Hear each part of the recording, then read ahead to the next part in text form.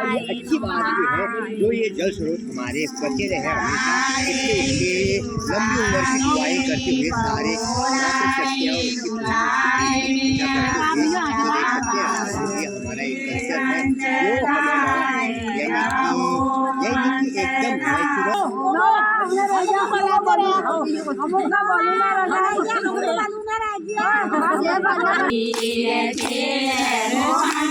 ये बनाते हैं रील। तो यहाँ पर लोला पूजन के बाद जो ना दुल्हनिया और सासू माँ उनका डांस यहाँ पर खूबसूरत सा डांस किया जाता है। तो एंजॉय करेंगे आप लोग जो धारा नोला होते हैं हमारे प्राकृतिक स्रोत होते हैं उसके पूजन के बाद जो यहाँ पर डांस किया जाता है देख सकते हैं।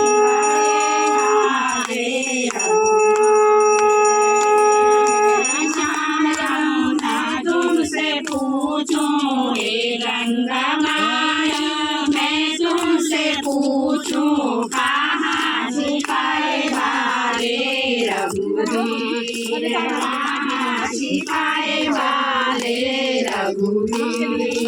के दर्शन अंदर सिखाए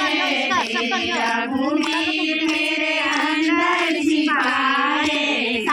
धन्य हो वाले रघुवीर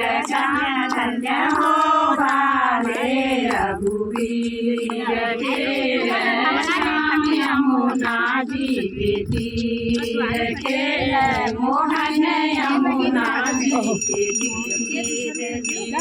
गंगा